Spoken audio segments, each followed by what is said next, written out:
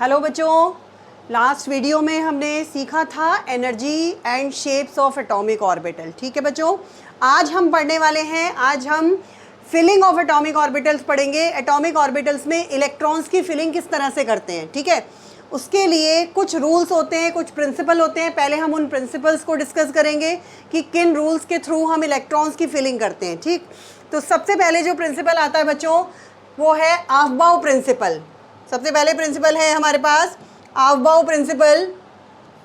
Aufbau principal क्या होता है? अफबाउ प्रिंसिपल ये कहता है कि इन the ground state of atoms, अगर एटम्स की ग्राउंड स्टेट है तो उसमें ऑर्बिटल्स की जब हम फिलिंग करते हैं तो they are filled, orbitals are filled in increasing order of their energies.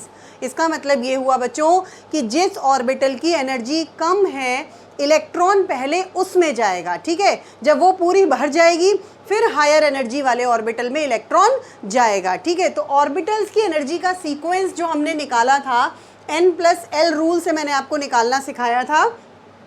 ये थोड़ा सा सीक्वेंस मैंने यहाँ लिख दिया है, 1s 2s 2p 3s 3p 4s 3d। ठीक है, तो ये इंक्रीजिंग ऑर्डर है एनर्जी का, ऑर्बिटल्स की एनर्जी का। ठीक है बच्चों, इसमें यानी कि ये जो अफबाउ प्रिंसिपल है क्या कह रहा है? In the ground state of atoms the orbitals are filled in order of their increasing energy, that means lower energy orbital will be occupied first. तो पहले इलेक्ट्रॉन किस में जाएगा? सबसे कम एनर्जी किसकी है? 1s ऑर्बिटल की। तो सबसे पहले इलेक्ट्रॉन किस में आ जाएगा? 1s में। जब ये पूरी भर जाएगी फिर 2s में, देन 2p 3s 3p। इस तरह से हम इंक्रीजिंग ऑर्डर में फिलिंग करते हैं। ठीक है, तो ये हमारा है रूल नंबर 1। ठीक है, फर्स्ट प्रिंसिपल। इसके बाद बच्चों आता है second principle, Pauli's exclusion principle. Pauli's principle ये कहता है कि किसी भी एक एटम के, ठीक है, किसी भी एक एटम के दो इलेक्ट्रॉन, कोई भी दो इलेक्ट्रॉन ले लो, इवन आप एक ऑर्बिटल के भी अगर दो इलेक्ट्रॉन ले लोगे एक एटम के अंदर तो उसकी भी चारों क्वांटम नंबर सेम नहीं हो सकती। ये प्रिंसिपल क्या कहता है बच्चों कि किसी भी एटम के दो इलेक्ट्रॉन्स की चारों क्वांटम नंबर सेम नहीं हो सकती। अगर 3 क्वांटम नंबर सेम हो भी जाएं किसी तरह से तो चौथी जो क्वांटम नंबर है वो डिफरेंट होगी ही होगी, चारों सेम नहीं होंगी। ठीक है, तो प्रिंसिपल क्या कह रहा है? No two electrons in an atom can have same set of 4 quantum number. चारों क्वांटम नंबर सेम नहीं हो सकती हैं। और एक ये भी बताता है ये प्रिंसिपल कि एक ऑर्बिटल में मैक्सिमम 2 इलेक्ट्रॉन्स होते हैं और उन दोनों इलेक्ट्रॉन्स के स्पिन अपोजिट होते हैं। जैसे अगर हम ये ऑर्बिटल बना लें तो इसमें एक इलेक्ट्रॉन का स्पिन ऐसे होगा और एक इस तरह से होगा। एक ऑर्बिटल में 2 इलेक्ट्रॉन होते हैं और उनके अपोजिट स्पिन होते हैं। ठीक है बच्चों, इसका मैं एक एग्जांपल आपको बता देती हूँ कि किसी भी एटम में 2 इलेक्ट्रॉन्स की चारों क्वांटम नंबर एक जैसी नहीं हो सकती हैं। उसका एग्जाम्पल हम देख लेते हैं। जैसे सपोज 1s ऑर्बिटल है हमारे पास और 1s ऑर्बिटल में कितने इलेक्ट्रॉन्स होंगे? 2 इलेक्ट्रॉन होंगे। उन दोनों इलेक्ट्रॉन्स के लिए इलेक्ट्रॉन 1 इलेक्ट्रॉन 2। ठीक है, अगर हम N L M और ML, ये हो गया हमारा ML और MS। ठीक, ये 4 क्वांटम नंबर हो गई, principal quantum number, azimuthal quantum number और magnetic quantum number and spin quantum number. अब देखो N प्रिंसिपल क्वांटम नंबर बच्चों क्या होता है? ये जो आगे जो नंबर लिखा हुआ होता है ये प्रिंसिपल क्वांटम नंबर होता है। तो दोनों इलेक्ट्रॉन्स इसी ऑर्बिटल में प्रेजेंट हैं, तो इसका मतलब दोनों के लिए N की वैल्यू क्या हो जाएगी? N की वैल्यू हो जाएगी 1। ठीक है, दोनों के लिए N की वैल्यू हो गई 1। अब L, अगर N 1 है तो L क्या होता है बच्चों? L हम निकालते हैं 0 to N-1 तक, तो 1 - 1 0 हो गया, तो L की वैल्यू हो गई 0। और S ऑर्बिटल से भी हमें पता चल रहा है कि L की वैल्यू क्या होगी? 0। ML क्या होता है? -0 to +0, तो 0 है अगर L की वैल्यू तो ML की वैल्यू भी क्या हो जाएगी? 0 हो जाएगी। अब हम ये देख रहे हैं कि 3 क्वांटम नंबर सेम हो गई बच्चों। 3 क्वांटम नंबर दोनों इलेक्ट्रॉन की क्या हो गई? सेम हो गई। लेकिन अभी चौथी quantum number, spin quantum number हमने नहीं लिखी है। अब चौथी क्वांटम नंबर क्या होगी? आपको मालूम है एक ऑर्बिटल में अगर 2 इलेक्ट्रॉन हैं तो एक के लिए स्पिन क्वांटम नंबर लेते हैं हम +½ और दूसरे के लिए लेते हैं -½ ठीक है, तो इसमें भी दोनों इलेक्ट्रॉन्स के लिए एक के लिए वैल्यू हो जाएगी प्लस हाफ और दूसरे के लिए वैल्यू हो जाएगी माइनस हाफ। तो आपने देखा बच्चों 3 क्वांटम नंबर सेम हो गई हैं, लेकिन जो चौथी क्वांटम नंबर है स्पिन क्वांटम नंबर वो अभी भी डिफरेंट है। तो चारों क्वांटम नंबर किसी भी हालत में एक एटम के 2 इलेक्ट्रॉन्स की सेम नहीं हो सकती। ये हमारा क्या है, पॉलीज एक्सक्लूजन प्रिंसिपल है। ठीक है बच्चों, तो 2 प्रिंसिपल हमने पढ़ लिए, एक हमने अफबाउ प्रिंसिपल पढ़ा और एक हमने पॉलीज प्रिंसिपल पढ़ा। ठीक, अब तीसरा प्रिंसिपल आता है Hund's rule of maximum multiplicity. Hund's rule क्या कहता है? हुंड्स रूल ये कहता है बच्चों कि किसी भी सबशेल के जो ऑर्बिटल्स होते हैं, जैसे पी सबशेल ले लिया हमने पी सबशेल ले लिया और पी में कितने ऑर्बिटल्स होते हैं? पी में 3 ऑर्बिटल होते हैं। ठीक है, पी सबशेल बनाया मैंने ये और इसमें 3 ऑर्बिटल होते हैं। ठीक है, ये रूल ये कहता है कि किसी भी सबशेल में जितने ऑर्बिटल्स होते हैं उनमें सभी ऑर्बिटल्स में पहले एक एक इलेक्ट्रॉन एंटर करता है। ठीक है, जैसे मान लीजिए एक हमारे पास P4 है, P4 का मतलब है इस P ऑर्बिटल में मान लो मुझे 4 इलेक्ट्रॉन की फिलिंग करनी है, तो अब मैं कैसे भरूंगी? अगर मान लीजिए मुझे पता है एक ऑर्बिटल में बच्चों कितने इलेक्ट्रॉन आते हैं? 2। तो अगर आप ऐसे कर देंगे कि एक इधर कर दें, 2 इसमें कर दें, 2 इसमें कर दें, ऐसे भी तो कर सकते हैं, क्योंकि एक ऑर्बिटल में कितने इलेक्ट्रॉन होते हैं? 2, तो 2 इसमें भर दिए, 2 इसमें भर दिए। लेकिन ऐसा नहीं होता, ये गलत है। ठीक है, ऐसा नहीं होता है, क्योंकि हुंड्स रूल ये कहता है कि पहले सभी ऑर्बिटल्स में, एक सबशेल की सारे ऑर्बिटल्स में पहले सिंगल इलेक्ट्रॉन जाता है, यानी एक इसमें आएगा, एक इसमें आएगा और एक इसमें आएगा, तीनों में एक एक इलेक्ट्रॉन आ गया। जब सारे ऑर्बिटल्स में एक एक इलेक्ट्रॉन आ जाएगा उसके बाद फिर पेयरिंग शुरू होगी। अब हमारे पास एक इलेक्ट्रॉन अभी और बचा है, क्योंकि हमें P4 भरना है, तो 3 इलेक्ट्रॉन आ गए, तो 4th इलेक्ट्रॉन अब यहाँ, अब पेयरिंग शुरू होगी। 4th यहाँ आएगा, अगर P5 होगा तो 5th इलेक्ट्रॉन यहाँ आएगा और P6 होगा तो 6th इलेक्ट्रॉन यहाँ आएगा। समझ में आ गया बच्चा? समझ में आ गया बच्चों? देखो पेयरिंग प्रिंसिपल पढ़ लेते हैं हम एक बार। Pairing of electrons in the orbitals belonging to the same subshell.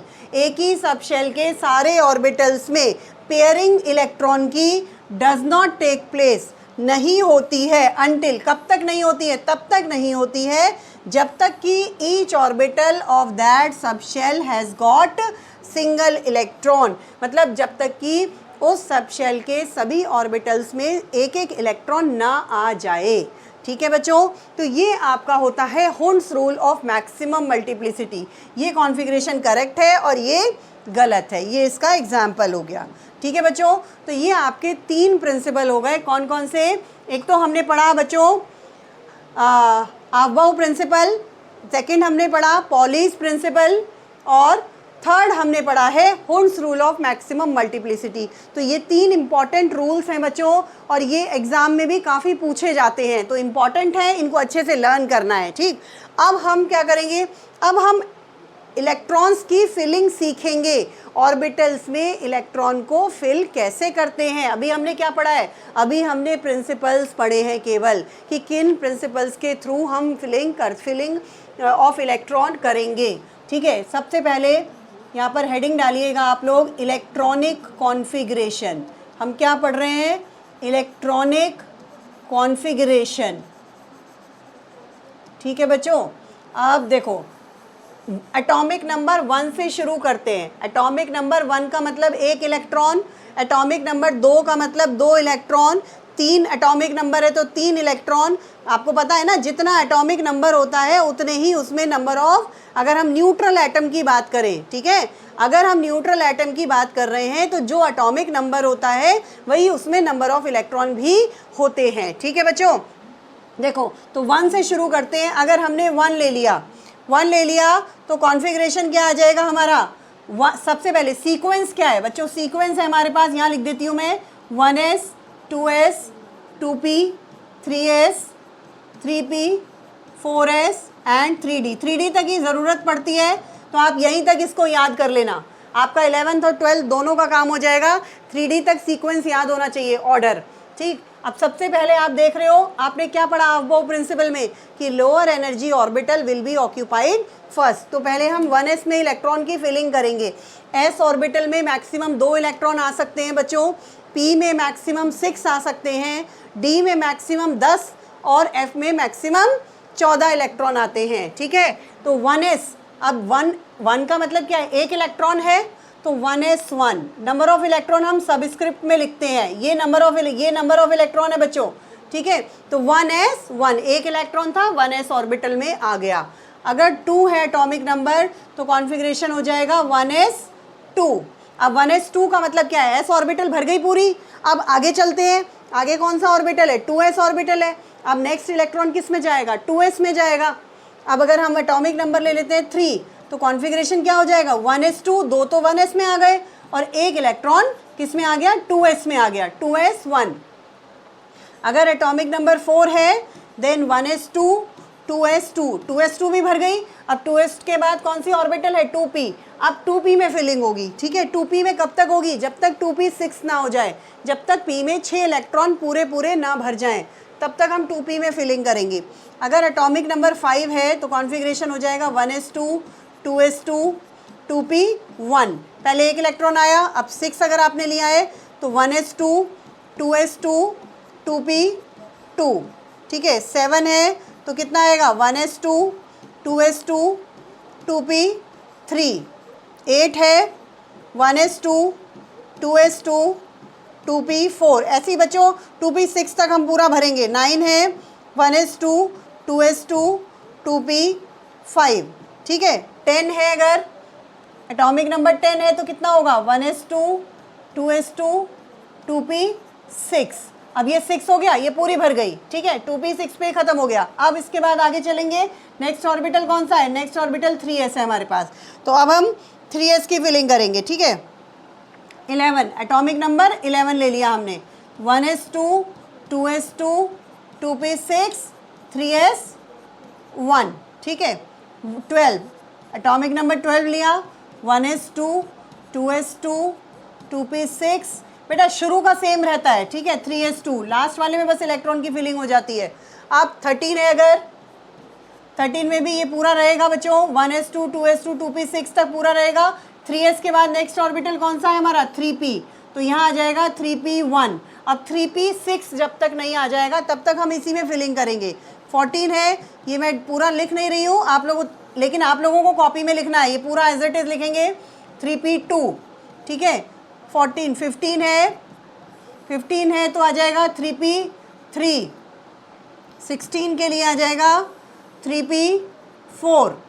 ठीक, 17 के लिए आ जाएगा बच्चों 3p5 और 18 के लिए आ जाएगा 3p6। ठीक, ये हो गया। 19 के लिए अब ये 6 आपका मतलब 3p पूरी भर गई। अब 3p के बाद क्या होगा, 4s। अब 4s में इलेक्ट्रॉन आएगा। ठीक है, तो 4s में आया, 3p6 तक पूरी हो गई, यहाँ आ गया 4s1। 20 के बाद 4s2। अब बेटा 4s भी भर गई। अब 4s के बाद इलेक्ट्रॉन की फिलिंग किस में होगी, 3d में होगी। तो 3d में फिलिंग के लिए क्या करेंगे हम, नेक्स्ट पेज पे चलते हैं हम। 21, 22 पूरा लिख लेते हैं बेटा। 30 तक कहाँ तक करेंगे, आप सोच रहे होंगे मैम तो करती ही जा रही हैं। कहाँ तक हमें करना है, 1 से लेकर 30 तक आपको करना है। ठीक है, 30 तक कॉन्फ़िगरेशन से आपका काम पूरा चल जाएगा, उसके आगे करने की ज़रूरत नहीं पड़ेगी। ठीक है, 21, 22, 23 पहले एटॉमिक नंबर लिख लेते हैं हम। 24, 25, 26, 27, 28, 29 एंड 30 तक हम करेंगे बच्चों। ठीक है, क्योंकि इसमें 2 एक्सेप्शन भी हैं, वो भी हमें पढ़ने हैं। ठीक बच्चों, ये कॉन्फ़िगरेशन एटॉमिक नंबर लिख लिया हमने। अब हम कॉन्फ़िगरेशन लिखेंगे। अब देखो 20 के लिए शुरू का मैं एक बार लिख देती हूँ, 1s2, 2s2, 2p6, उसके बाद 3s2, फिर 3p6, देन 4s2। यहाँ तक तो आपने देखा था 20, यहाँ तक 20 पर हो गया था। अब आता है 3d, तो 3d में 1 आ गया, एक इलेक्ट्रॉन जो आया, 21वां जो इलेक्ट्रॉन आया वो किस में आया, 3d ऑर्बिटल में आया, 3d 1 हो गया। अब 22 जब करेंगे आप तो ये आगे हो जाएगा, यहाँ तक मैं लिख नहीं रही हूँ, 3p6 तक एज इट इज चलेगा, और आगे का यहाँ का लिख रही हूँ मैं 4s2 3d2, ठीक। 23 है तो ये हो जाएगा 4s2 3d3। 24 बच्चों, एक ये 24 एक्सेप्शन है और एक ये 29 एक्सेप्शन है। 24 होता है क्रोमियम के लिए और 29 होता है कॉपर का, ठीक है बच्चों।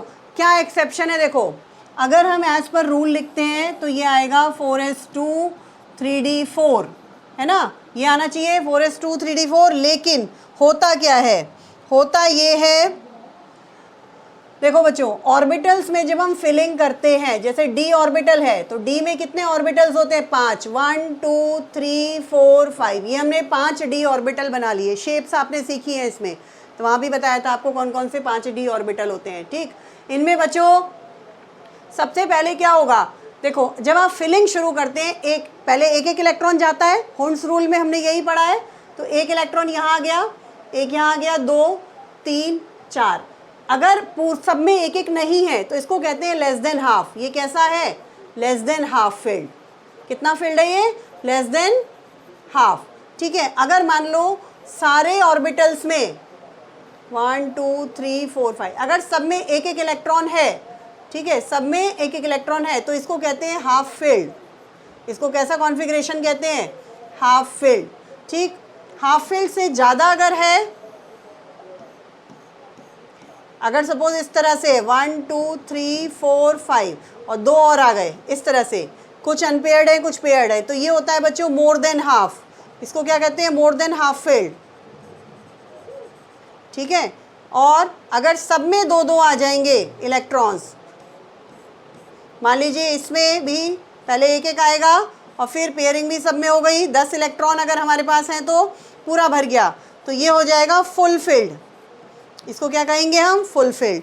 तो 4 तरीके से कॉन्फ़िगरेशन हो गया, less than half, half field, more than half और फुल फील्ड, ठीक है। तो इन चारों में से बच्चों ये वाला जो होता है हाफ फील्ड और फुल फील्ड, हाफ फील्ड और full filled are more stable. ये ज़्यादा स्टेबल कॉन्फ़िगरेशन होते हैं। कौन कौन से, हाफ फील्ड और फुल फील्ड। क्यों ज़्यादा स्टेबल होते हैं, ड्यू टू सिमिट्री।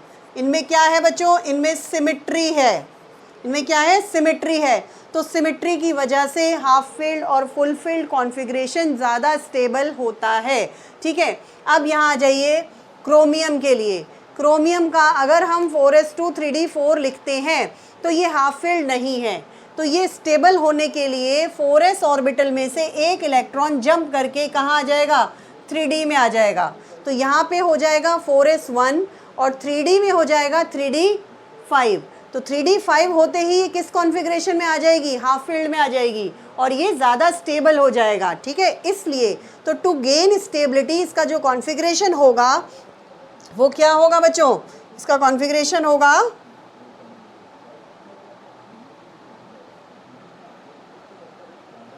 4s1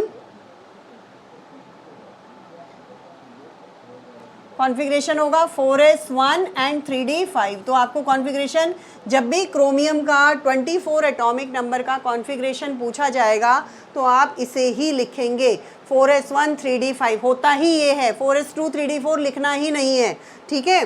चलिए अब 25 पे आते हैं। 25 का बच्चों एज पर रूल होगा 4s2 ही रहेगा और 3d5 हो जाएगा, है ना। अच्छा 26 के लिए 4s2 3d6, 27 के लिए 4s2 3d7, ठीक। 28 के लिए 4s2 3d8, 29 के लिए अगेन 29 4s बेटा 1 हो जाएगा और एक इलेक्ट्रॉन जंप करके कहाँ जाएगा, 3d9 की जगह हो जाएगा 3d10। क्यों, क्योंकि 3d10 होने से ये फुलफिल्ड हो जाएगी और मोर स्टेबल हो जाएगी, इसलिए। तो कॉपर और क्रोमियम 2 एक्सेप्शन है, इसको याद रखिएगा।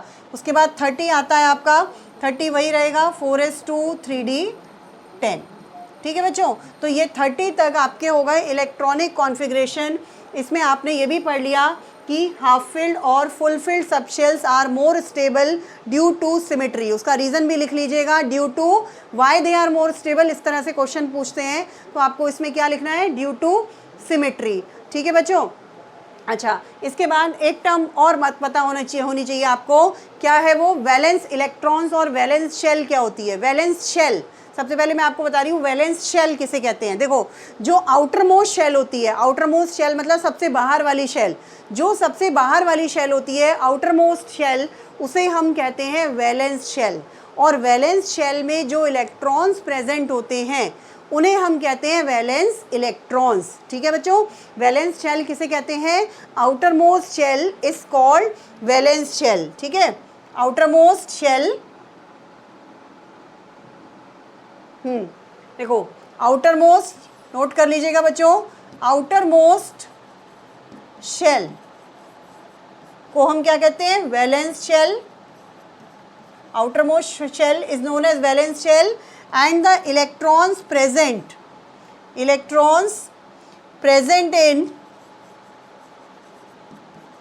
valence shell are called valence electrons. उन्हें हम क्या कहते हैं, वैलेंस इलेक्ट्रॉन्स। ठीक है, चलिए एक क्वेश्चन यहां पर लिखा हुआ है बच्चों, right the electronic configuration of the following ions. H negative, H negative में बच्चों देखो, H नेगेटिव में बच्चों माइनस, जब एनायन होता है तो मतलब उतना इलेक्ट्रॉन प्लस कर लेना है आपको, एक्स्ट्रा है इलेक्ट्रॉन। और कैटायन होता है तो जितना पॉजिटिव चार्ज है उतना इलेक्ट्रॉन माइनस कर देना एटॉमिक नंबर से। ठीक है, कैटायन का मतलब है उसने इलेक्ट्रॉन लूज कर दिया और एनायन का मतलब है उसने इलेक्ट्रॉन गेन कर लिया। ठीक है, तो H नेगेटिव का मतलब हो गया एक इलेक्ट्रॉन तो हाइड्रोजन का, और एक ये माइनस चार्ज का मतलब एक बाहर से आ गया, तो 2 इलेक्ट्रॉन हो गए। तो H नेगेटिव का कॉन्फ़िगरेशन क्या हो जाएगा, 1s2। ठीक है, सोडियम प्लस, सोडियम का बच्चों एटॉमिक नंबर होता है 11। अब 11 में से एक इलेक्ट्रॉन इसने लूज कर दिया तो इलेक्ट्रॉन कितने बचे, 10। ठीक है ना, देखो या आप ऐसा कर सकते हो, पहले आप सोडियम का लिख लो, 1s2, सोडियम क्या होता है 11, 1s2, 2s2, 2p6, 3s2, 3p6 और 4s1। अब एक इलेक्ट्रॉन जो निकला वो कहाँ से गया, इलेक्ट्रॉन, ये याद रखना, इलेक्ट्रॉन हमेशा वैलेंस शेल में से निकलता है। और वैलेंस शेल किसे कहते हैं, हम आउटर मोस्ट शेल को कहते हैं। अब इसमें देखो सबसे बाहर वाली शेल, बेटा ये जो प्रिंसिपल क्वांटम नंबर आप देख रहे हो ना, ये आपका शेल है। ये क्या है, प्रिंसिपल क्वांटम नंबर को ही तो हम शेल कहते हैं, तो ये शेल का नंबर है। तो सबसे बाहर वाली शेल कौन सी दिख रही है आपको, 4। तो 4th शेल आपकी वैलेंस शेल है। इसमें हमेशा इलेक्ट्रॉन जो निकलेगा पहले किस में से निकलेगा, वैलेंस शेल में से निकलेगा। तो इसमें से एक इलेक्ट्रॉन निकल गया तो ये 4s0, तो ये हट जाएगी, ये ऑर्बिटल 0 हो गया। तो कॉन्फ़िगरेशन सोडियम प्लस का कितना हो गया,